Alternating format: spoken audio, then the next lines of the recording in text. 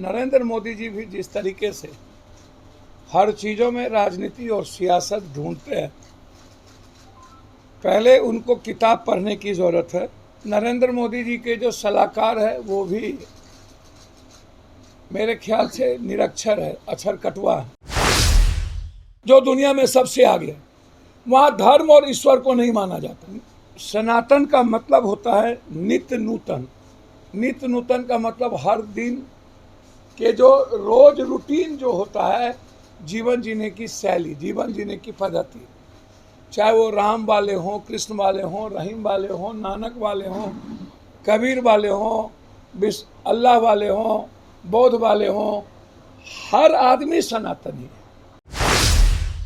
ये देश भर में लगातार सनातन को लेकर के, और नरेंद्र मोदी जी भी जिस तरीके से हर चीज़ों में राजनीति और सियासत ढूंढते हैं, पहले उनको किताब पढ़ने की ज़रूरत है। नरेंद्र मोदी जी के जो सलाहकार है वो भी मेरे ख्याल से निरक्षर है, अक्षर कटवा है। उनके सलाहकार बौद्धिक नहीं हैं, विद्वान नहीं हैं, और उन्होंने देश की सनातनी संस्कृति के बारे में कुछ जाना ही नहीं। अब मेरा सवाल इसमें यह है, सनातन का मतलब होता है नित्य नूतन।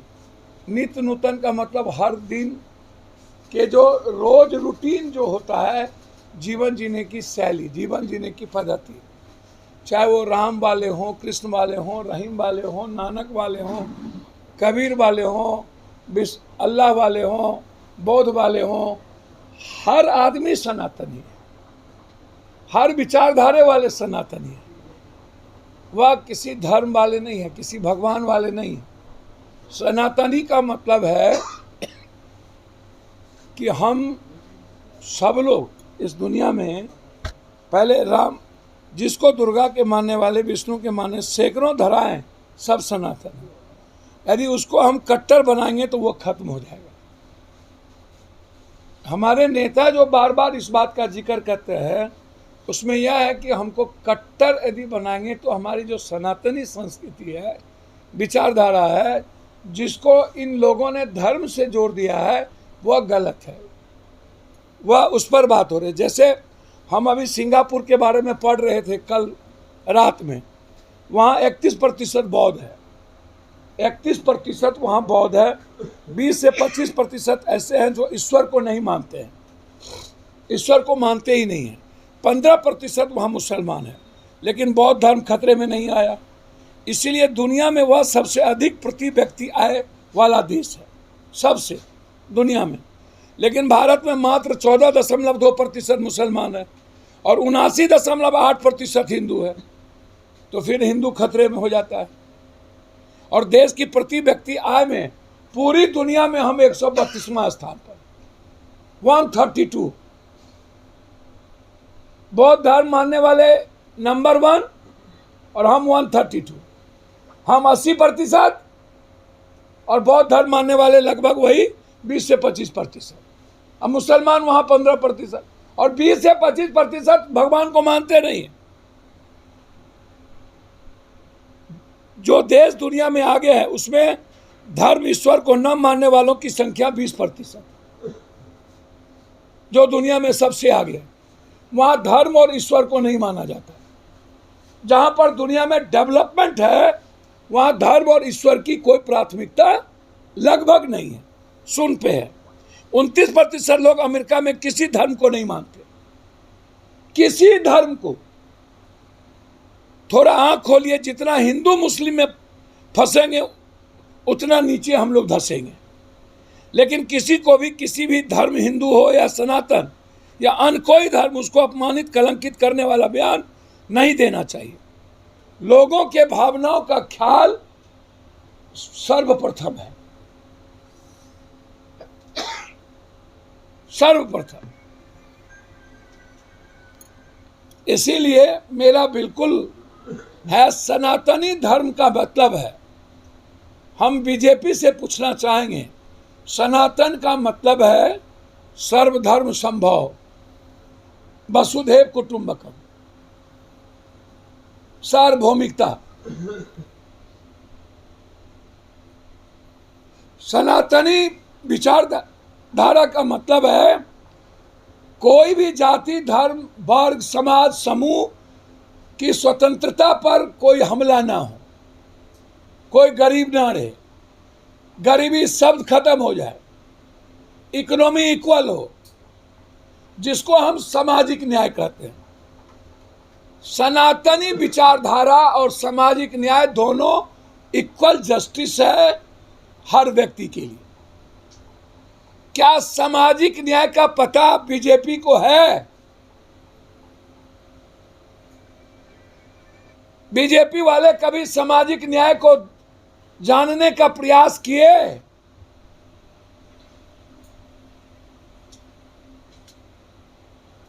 दूसरा,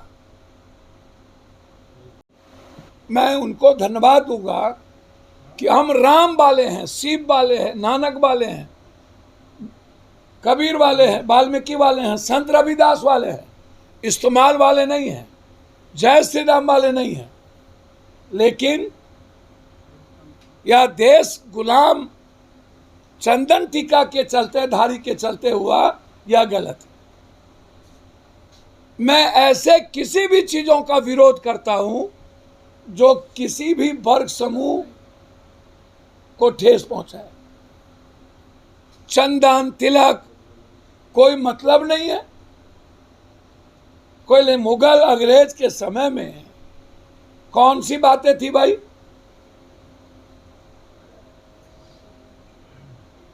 और यदि हमारे नेताओं को कुछ चीजों का पता नहीं होता है तो रखना चाहिए। यदि हम बाल गंगाधर डॉक्टर तिलक से हम जान लें, यदि हम ऊपर से नीचे जाने, चंद्रशेखर आजाद से लेकर सुभाष चंद्र बोस सबको जाने, तो इतिहास दुनिया में यदि बिरसा मुंडा का और वाल्मीकि, संत रविदास, पेरियार, इन सब का इतिहास बहुत बड़ा है।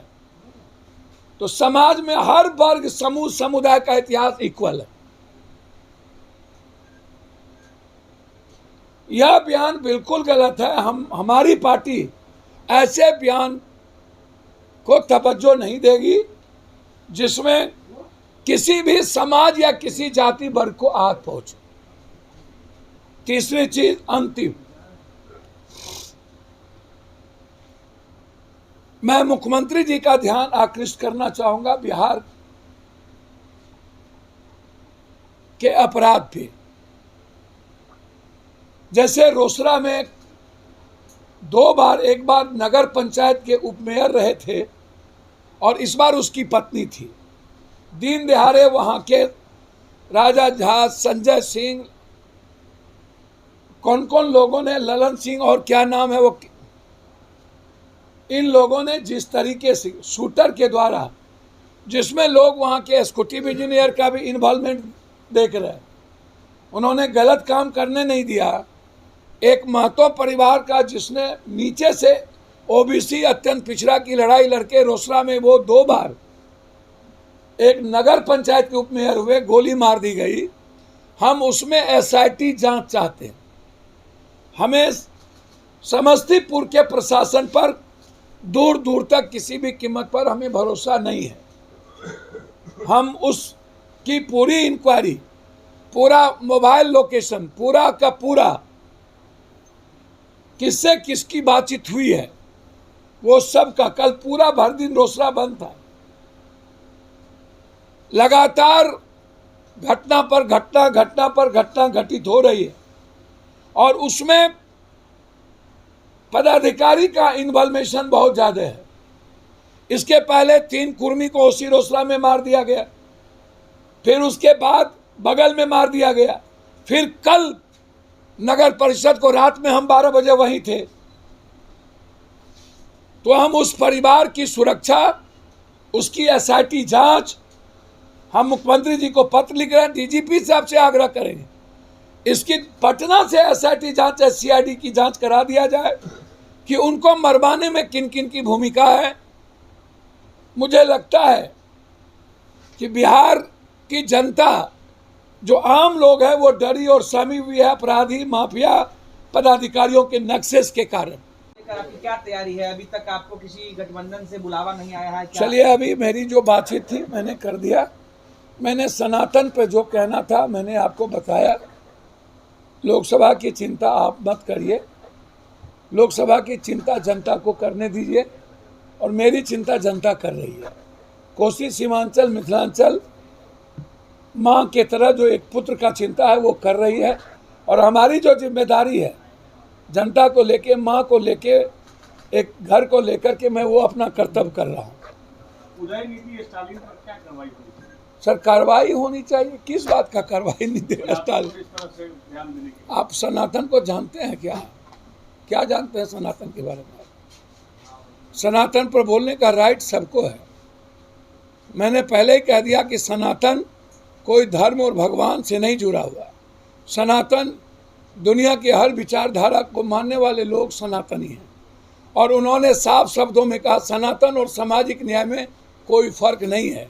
सनातन को कट्टर बनाएगा तो सनातनी विचारधारा, कट्टरवादी विचारधारा पर उन्होंने बात की है, चाहे वो हों चाहे सीपीआई के नेता हों। इसलिए कार्रवाई, कौन बात की कार्रवाई? दूसरे जाति को गरियाने वाला कार्रवाई की बात करेगा, और दूसरे धर्म और मजहब को नफरत पैदा करने वाला, भर जिंदगी जो पार्टी कत्ले आम की जिंदगी जिया है वो क्या बात करेगा? इसलिए इसमें कार्रवाई का कौन सवाल उठता है? और अपराधियों के खिलाफ एक विशेष अभियान और टास्क फोर्स चलाकर उसको या तो अविलंब स्पीडी ट्रायल करके फांसी दिया जाए, या शूटर को शमशान भेजा जाए। ये मेरा डिमांड। धन्यवाद।